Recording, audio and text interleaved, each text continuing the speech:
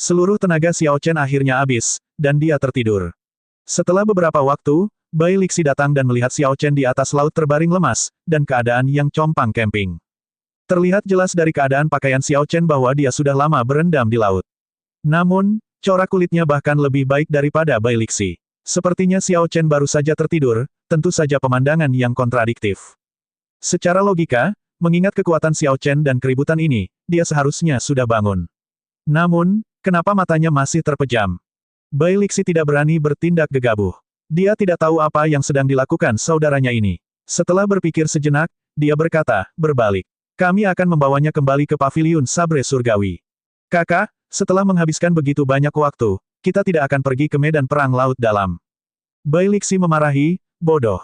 Ketika saudara laki-laki saya ini bangun, manfaat apapun yang dia berikan akan lebih berharga daripada berkeliaran di medan perang laut dalam selama 100 tahun. Yang lain merasa ini masuk akal. Mereka segera dan dengan gembira membalikkan kapal, menuju paviliun Sabre Surgawi. Kultivator kurus bermata sipit itu tiba-tiba angkat bicara. Apakah kalian semua memperhatikan bahwa Xiao Chen ini mengeluarkan aura yang agak istimewa? Saya baru saja menyerap sebagian, dan energi mental saya segera tumbuh lebih kuat. Beberapa orang lainnya tidak mempercayainya. Namun, ketika mereka mencobanya, mereka terbelalak karena keterkejutan yang tiada taraf. Mereka semua berseru ketika menyadari bahwa energi mental mereka telah meningkat secara nyata. Bai Lixi tetap diam. Ketika dia melihat ekspresi apatis di wajah Xiao Chen, entah kenapa, dia memiliki kesan kesedihan yang begitu dalam hingga hatinya telah mati. Kesan itu sangat mengejutkan Bai Lixi sehingga dia tidak peduli dengan situasi yang ditemukan orang lain. Mungkinkah saudara Xiao Chen tidak akan bangun? Entah kenapa, pemikiran ini muncul di benak Bai Lixi. Saat kapal berbalik, para penggarap lain di dalamnya masih merasa senang. Setelah sekitar 1 bulan, energi mental semua kultivator di kapal meningkat secara signifikan. Energi khusus yang dipancarkan Xiao Chen tidak menunjukkan tanda-tanda memudar. Beberapa waktu berlalu, akhirnya Xiao Chen membuka matanya dengan kegembiraan. Xiao Chen duduk bersila dan memindai mantra abadi di catatan budidaya. Ada banyak mantra abadi yang tercatat dalam ringkasan budidaya. Namun, semua itu adalah keterampilan yang tidak akan berguna di dunia Kunlun karena tidak ada gunanya jika dibandingkan dengan teknik bela diri yang kuat. Mantra abadi yang benar-benar kuat adalah keterampilan sihir, yang dapat dipisahkan menjadi keterampilan sihir kecil, keterampilan sihir utama, dan keterampilan sihir tertinggi. Sampai sekarang, Sekte Abadi di Laut Penglai tidak memiliki banyak keterampilan sihir kecil. Keterampilan sihir utama bahkan lebih jarang, dan jumlah keterampilan sihir tertinggi mencapai 1 digit. Starry Heaven Storm adalah puncak keterampilan sihir kecil. Meskipun itu hanya keterampilan sihir kecil, itu lebih kuat dari teknik bela diri peringkat surga biasa. Selain itu, ini bisa menjadi keterampilan sihir utama dengan latihan lebih lanjut. Xiao Chen dengan hati-hati mempelajari poin-poin penting dari Starry Heaven Storm sekali lagi. Kemudian dia menutup matanya dan merenungkannya secara detail, mensimulasikan pelaksanaan keterampilan sihir ini dalam pikirannya.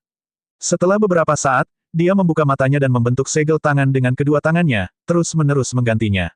Energi sihir di lautan kesadarannya terkuras dengan cepat. Karena lingkungan di alam semesta itu kompleks, memiliki banyak bintang, selalu ada beberapa bintang yang meninggalkan orbitnya karena keadaan yang tidak terduga. Dao Surgawi telah menentukan orbit setiap bintang pada saat ia dilahirkan. Meskipun alam semesta sangat luas, di mata Dao Surgawi tertinggi, alam semesta itu seperti papan catur. Garis spasial dan waktu yang berpotongan mengikat semua bintang ke papan catur takdir. Jika sebuah bintang tiba-tiba meninggalkan orbitnya, penyimpangan tersebut akan langsung mengacaukan garis ruang waktu dan pengaturan nasib, sehingga menghasilkan kekuatan penghancur yang sangat besar.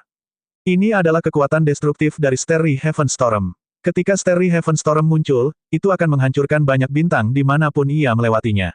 Selain itu, ia akan menempuh jarak miliaran kilometer. Starry Heaven Storm, keterampilan ajaib di strip giok, meniru skenario sebuah bintang yang melompat keluar dari papan catur takdir, menghasilkan kekuatan penghancur yang dahsyat dalam sekejap. Saat Xiao Chen mempercepat pergantian segel tangan, pemandangan garis waktu dan ruang yang berpotongan muncul di belakangnya, papan catur nasib terwujud. Banyak bintang berputar pada orbitnya sebagaimana mestinya di papan catur takdir. Fenomena misterius itu tampak seperti sungai bintang yang tak ada habisnya, persis sama dengan langit berbintang yang tak terbatas di alam Kunlun. Saraf Xiao Chen menegang saat ia memperluas untaian rasa spiritual ke dalam pemandangan alam semesta yang luas, dengan cepat mencari targetnya.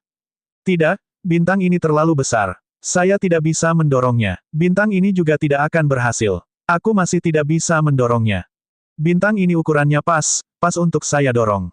Tunggu, tidak, itu terlalu jauh. Bahkan setelah didorong, badai yang ditimbulkan tidak akan bisa turun.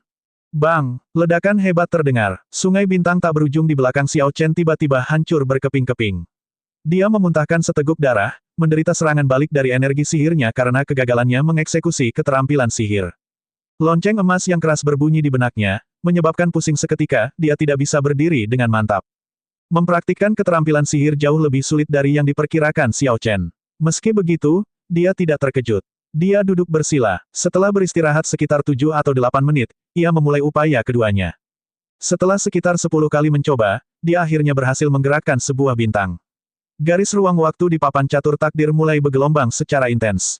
Xiao Chen menghasilkan Starry Heaven Storm pada saat itu juga. Saat dia mengulurkan tangannya, angin hitam kencang bertiup menuju permukaan laut di kejauhan. Pemandangan seperti apa yang akan dia lihat ketika kekuatan angin mencapai klimaksnya? Starry Heaven Storm diam-diam meniupkan semua air laut, menguapkannya di sana dan kemudian. Alur selebar 100 meter muncul di udara. Sebuah kekosongan besar muncul di laut yang tenang tanpa peringatan, memisahkan air. Dasar laut sedalam beberapa kilometer mulai terlihat. Sesaat kemudian, air laut mencoba masuk.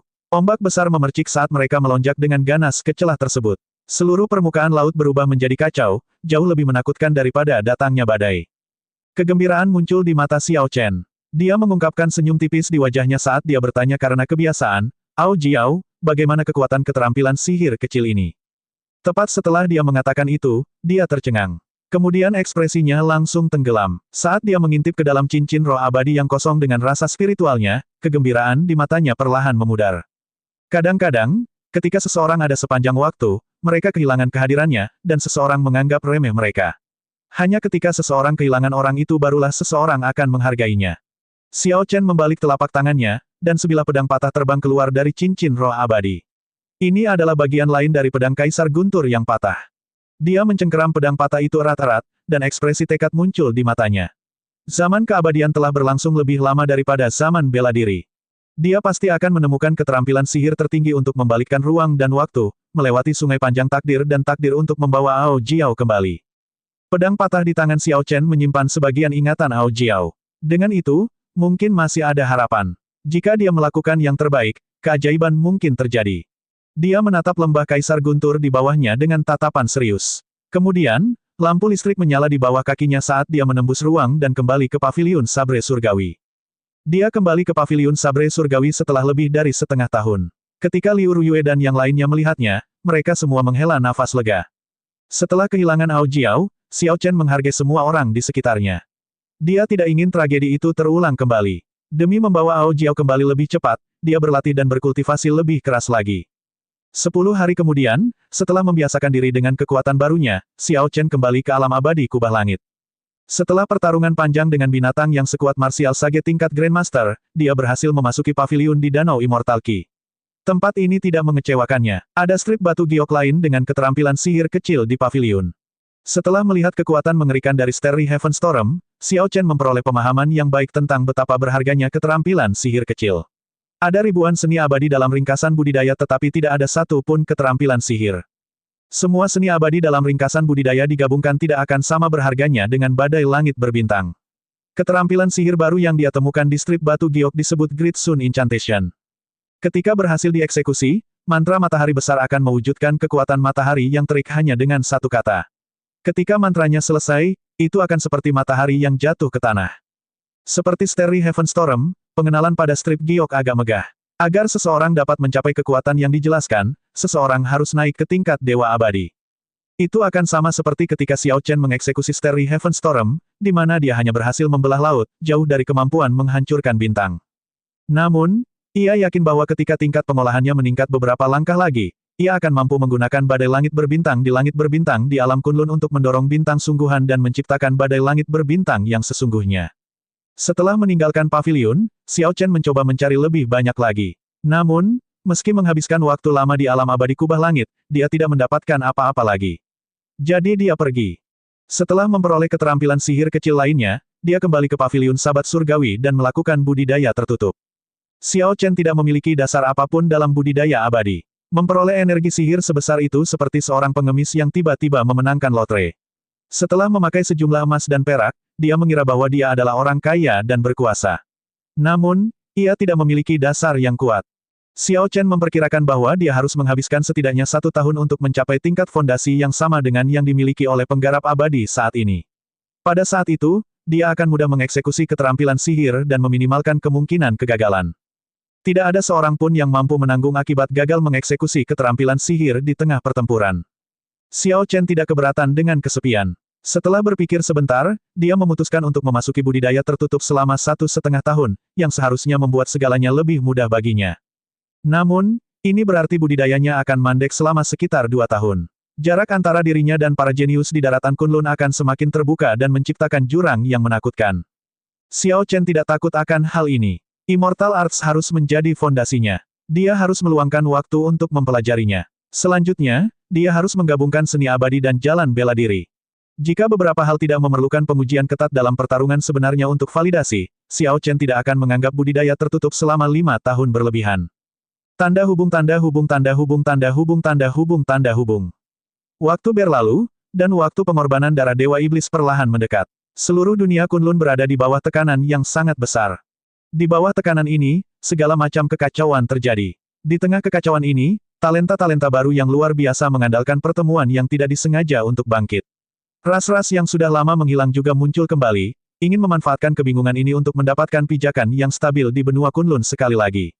Konflik kecil antara 5 ras besar pun semakin intensif. Semua orang ingin memperoleh lebih banyak sumber daya sehingga mereka bisa lebih percaya diri menghadapi pengorbanan darah Dewa Iblis yang semakin dekat. Tokoh-tokoh utama di puncak setiap ras tidak peduli dengan keributan ini, menganggapnya sebagai latihan ketika pengorbanan darah Dewa Iblis tiba. Ketidakpedulian ini mendorong evolusi lebih lanjut dari anarki.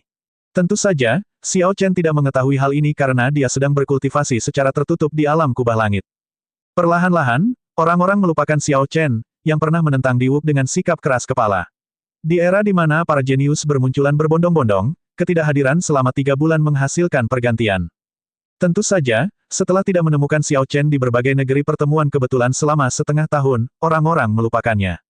Karena dia tidak muncul dalam waktu yang lama, mereka mengira dia telah jatuh. Banyak orang menyebarkan desas-desus bahwa dia terjebak di Monumen Sage Mark, menjadi kematian salah seorang jenius pertama dalam sejarahnya. 1,5 tahun berlalu dalam sekejap mata. Xiao Chen perlahan berjalan keluar dari gua tempat dia menghabiskan budidayanya yang tertutup. Tempat ini adalah gunung terpencil yang biasa-biasa saja di dalam pegunungan Lingyun yang tidak pernah dikunjungi siapapun. Tempat ini memiliki energi spiritual yang sangat tipis dan tidak ada binatang roh atau ramuan roh. Itu adalah gunung tandus yang dipenuhi dengan hutan pilar batu yang aneh dan sekilas tampak agak luas. Sinar matahari yang terik menyinari dari atas. Xiao Chen menarik napas dalam-dalam. Dia tidak terkurung di dalam gua selama 1,5 tahun terakhir.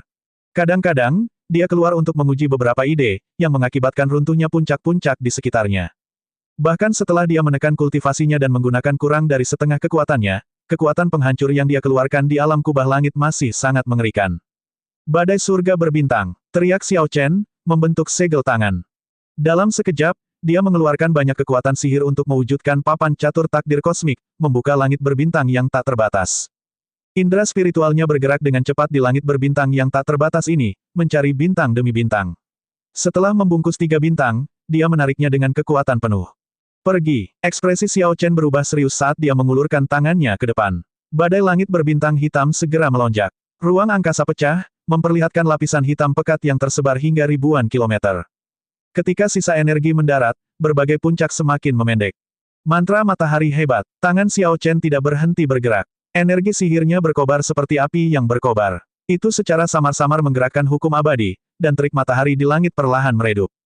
Pada awalnya, sepertinya tidak terjadi apa-apa. Namun, setelah beberapa saat, sinar matahari dari langit meredup dengan jelas, berubah menjadi gelap. Mantra matahari hebat menggerakkan Solar True Flame dan mengumpulkannya menjadi kata-kata. Hanya keterampilan sihir dari seni abadi yang dapat mencapai kekuatan seperti itu dari rangkaian pemikiran yang tidak biasa. Mengingat kultivasi Xiao Chen saat ini adalah sesuatu yang mendekati keajaiban. Karakter kedua untuk matahari keluar dari mulut Xiao Chen. Namun, itu bukanlah karakter yang dikenali oleh Xiao Chen atau kultivator lainnya. Seketika, itu adalah karakter yang sangat misterius. Karakter emas terang dan mempesona mengumpulkan semua Solar True Flame yang digerakkan Xiao Chen. Saat mendarat di tanah, karakter tersebut berubah menjadi api emas dan menyebar. Puci, tiba-tiba, tanah sekitar ribuan kilometer terbakar dan hangus total. Seluruh area bersinar merah terang seolah-olah terik matahari telah memanggangnya selama ratusan tahun. Rerumputan dan pepohonan yang awalnya jarang di sekitarnya langsung berubah menjadi abu. Kak bisa, retakan seperti jurang menyebar. Dalam sekejap mata, tanah sejauh ribuan kilometer hancur dan hancur. Meskipun struktur ruang dan energi spiritual di dasar alam kubah langit tidak bisa dibandingkan dengan alam Kunlun, Xiao Chen sangat puas dengan 30% kekuatan penghancur mantra matahari besar. Meskipun dia masih tidak bisa menggunakan keterampilan sihir sesuka hatinya seperti yang dia bisa dengan teknik bela diri, dia tidak akan gagal dalam mengeksekusi keterampilan sihirnya. Peningkatan terbesar setelah berkultivasi dengan pahit selama 1,5 tahun bukanlah peningkatan kekuatan. Sebaliknya, itu adalah penyelesaian kondisi mentalnya. Kerugian dan keuntungannya mengubah Xiao Chen sepenuhnya. Kondisi mentalnya sekarang menyaingi monster tua yang telah hidup ratusan tahun. Sudah waktunya melakukan perjalanan ke gereja kegelapan, kata Xiao Chen dengan tenang. Dia menarik tangannya dan melihat ke arah tanah sunyi kuno. Sejak orang misterius dari gereja kegelapan itu muncul, dia telah menjadi duri di hati Xiao Chen. Xiao Chen punya firasat bahwa asal-usul orang ini memiliki hubungan yang besar dengannya. Namun sebelum itu Xiao Chen menuju sekte langit tertinggi, setelah dia sampai dan berjalan-jalan di sekitar sekte, namun dihadang oleh penetuahan, melihat Xiao Chen penetuahan berbinar. Saat itu, Han Qinghe juga merupakan seorang jenius puncak dari sekte langit tertinggi. Dia juga merupakan martial sage tingkat Grandmaster dengan harapan terbesar untuk maju menjadi kaisar semu di sekte langit tertinggi. Penetuahan kemudian berkata, Xiao Chen, aku ingin kamu bertarung denganku. Aku akan menekan kultivasiku hingga mencapai puncak sage bela diri kelas medial dan bertukar beberapa gerakan denganmu. Mari kita lihat apakah kamu mengalami kelahiran kembali seperti yang dikatakan Master Sekte. Saat Han Qinghe mengatakan itu, riak menyebar ke seluruh tempat latihan. Banyak setengah bijak tingkat lanjut yang baru saja mengarahkan pandangan mereka ke arah langit. Apa, orang misterius berjubah hitam sebenarnya adalah keturunan Kaisar Azure, Xiao Chen, yang dikabarkan telah menghilang 2 tahun lalu. Xiao Chen, 2 tahun lalu, nama ini menyebar ke seluruh dunia daratan Kunlun dan mengguncangnya. Sayangnya, setelah kejadian mengejutkan di Monumen Sage Mark, dia tidak pernah muncul lagi. Rumor mengatakan bahwa dia terjebak di Monumen Sage Mark. Selama 2 tahun, beberapa talenta baru bermunculan. Meskipun mereka menjadi terkenal, mereka tidak sehebat Xiao Chen. Seberapa kuat Diwuk dan betapa mulianya dia. Dia sekarang benar-benar berkuasa, melampaui para martial sage generasi tua sebelumnya. Bahkan para jenius dari ras kuat yang baru muncul kembali, yang telah ada sejak era kuno, tidak berani meremehkan Diwuk.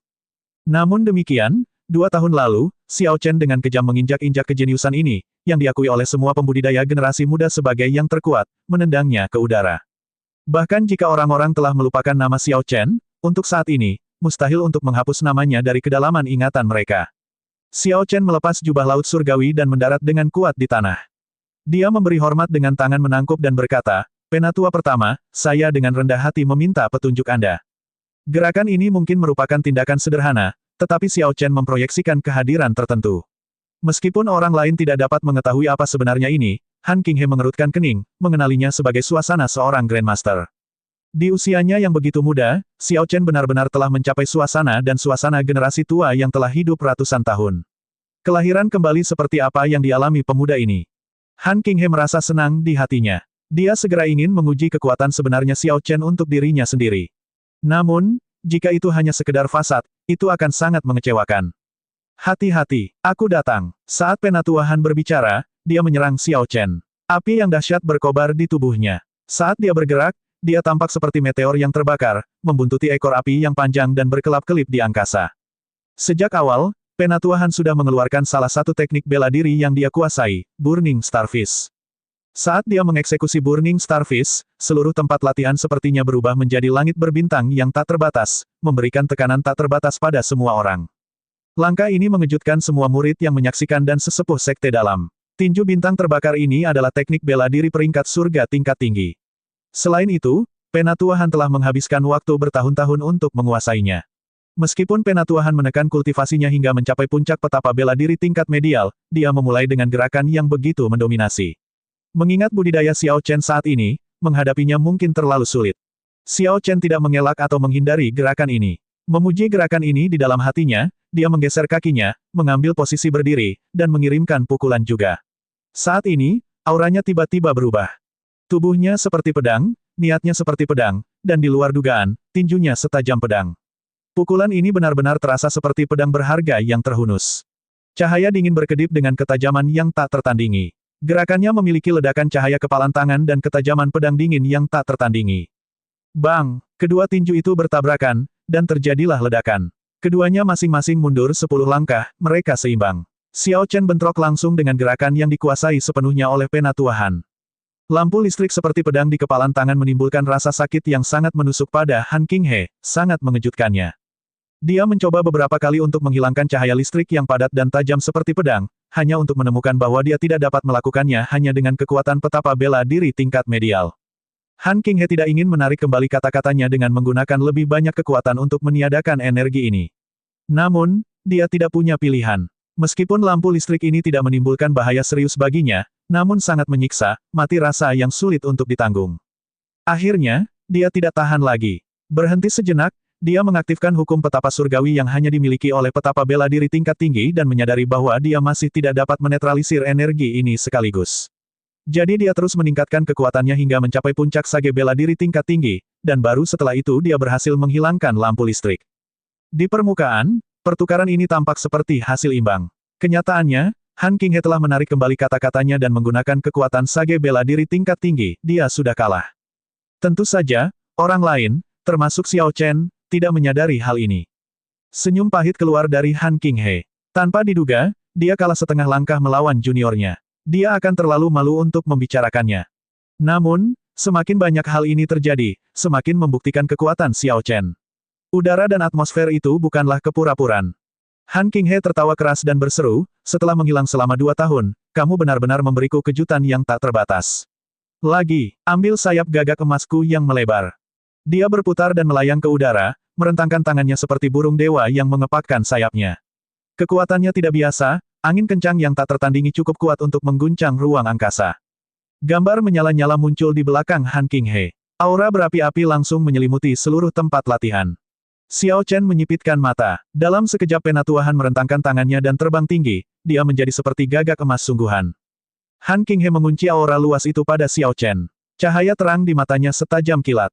Kemudian, dia menukik ke bawah dengan cepat seperti gagak emas yang mengejar mangsanya.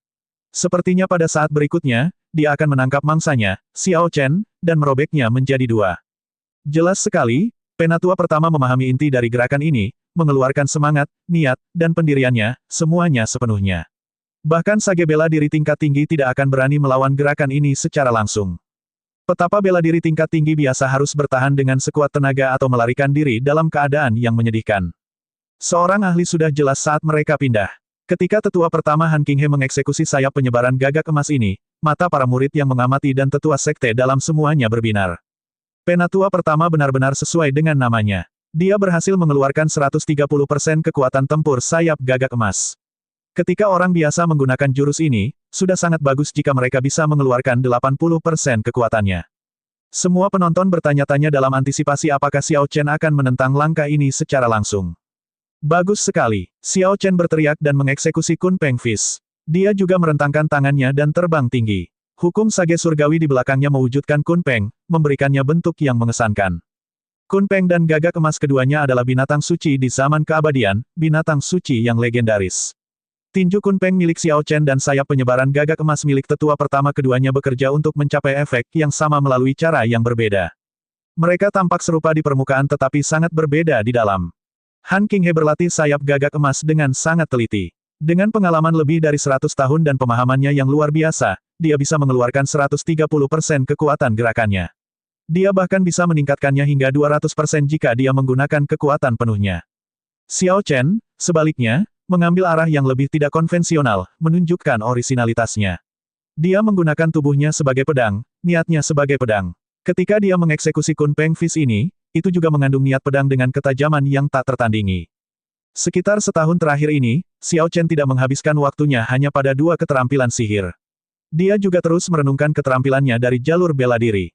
Karena dia tidak memegang pedang, Xiao Chen menggunakan tubuhnya sebagai pedang, hatinya sebagai pedang, niatnya sebagai pedang. Setiap tindakannya, setiap pukulan, setiap tendangan, semuanya adalah pedang. Ketika sosoknya melintas, itu seperti pedang berharga yang terhunus. Saat dia melotot, niat pedang keluar. Menggunakan kehendak guntur abadi yang berisi bentuk samar jiwa pedangnya bersama dengan tubuh petapa peringkat 3 dan pengalaman bertahun-tahun dengan teknik pedang, Xiao Chen mengambil jalan yang belum pernah diambil oleh siapapun sebelumnya dan tidak akan diambil oleh siapapun setelahnya, membakar miliknya, jejaknya sendiri. Kun Peng membenci langit karena terlalu rendah. Hanya membutuhkan sekejap mata untuk menutupi langit. Xiao Chen merentangkan tangannya dan menimbulkan angin kencang. Suasana yang dia ciptakan bahkan lebih ganas daripada suasana tetua pertama Han Qinghe. Meskipun meluncurkan serangannya kemudian, pukulan Xiao Chen tiba sebelum Han Qinghe terlebih dahulu. Identitas pemburu dan mangsa langsung bertukar. Di mata Han Qinghe, Xiao Chen, yang sedang terbang, jelas merupakan burung dewa, Kun Peng. Namun, gambaran di benaknya adalah pedang berharga yang dipenuhi cahaya. Tidak hanya ada niat pedang yang 90% dipahami tetapi juga kehendak guntur abadi yang lebih mengerikan. Xiao Chen mengambil pendekatan yang sangat berbeda terhadap Kun Peng Fist ini. Dia sudah melampaui apa yang bisa dilakukan Raja-Raja Wali Surgawi dengan gerakan ini, mengubahnya menjadi gerakan yang benar-benar baru. Pikiran Han Qinghe berpacu pada saat itu juga. Dia tahu bahwa jika dia masih mempertahankan kecakapan tempur dari petapa bela diri kelas medial puncak untuk berbenturan dengan gerakan ini, dia pasti akan dikalahkan. Ledakan, aura Han Qinghe melonjak dengan liar. Ketika tinju Xiao Chen mendekatinya, Han Qinghe meningkatkan kekuatannya menjadi sage bela diri tingkat tinggi, sehingga kekuatan sayap gagak emas kini menjadi 200%. Kedua tinju itu bertabrakan lagi. Keduanya mundur 100 langkah di udara. Energi di tubuh Xiao Chen melonjak. Aura berapi-api yang menyerupai Solar True Flame menembus pertahanan permukaan tubuhnya dan lapisan pelindung di dalam tubuhnya, menuju ke organ internalnya. Hukum sage surgawi di tubuh Xiao Chen mengepul dan memblokir aura api ini, menggunakan kekuatan petir untuk memurnikannya. Penatua pertama Han Qinghe melambaikan tangannya dan tersenyum tak berdaya. Saya selesai. Mari kita berhenti berkelahi. Jika kita melanjutkan, aku akan merasa sangat malu. Saya sudah kalah pada langkah pertama. Setelah tidak bertemu denganmu selama 2 tahun, Xiao Chen, aku tahu kamu memang telah mengalami kelahiran kembali. Anda tidak mengecewakan harapan Master Sekte. Xiao Chen memberi hormat dengan tangan menangkup dan berkata, Penatua pertama terlalu rendah hati. Jika kamu menggunakan kekuatan penuhmu, si kecil ini tidak akan mampu memblokir satu gerakan pun. Kata-kata ini juga benar. Sebagai martial sage tingkat Grandmaster, Han Qinghe hanya selangkah lagi untuk maju menjadi kaisar semu. Jika dia menggunakan kekuatan penuhnya, saat dia meluncurkan tinju bintang terbakar, Xiao Chen tidak akan bisa menangkap sedikit pun jejaknya. Inilah kesenjangan yang diciptakan oleh perbedaan budidaya. Tidak ada yang memalukan tentang hal itu. Begitu Xiao Chen berhasil berkultivasi, dia secara alami tidak akan takut akan hal ini. Kata-kata ini tidak dimaksudkan untuk menyanjung Han Qinghe. Jadi, ketika dia mendengarnya, dia merasa sangat puas. Meski mengaku kalah, Xiao Chen sangat pengertian dan segera memberinya jalan keluar dari situasi memalukan ini. Bagaimanapun, Han Qinghe masih agak malu karena dikalahkan dalam 2 gerakan di hadapan begitu banyak tetua sekte dalam dan murid junior.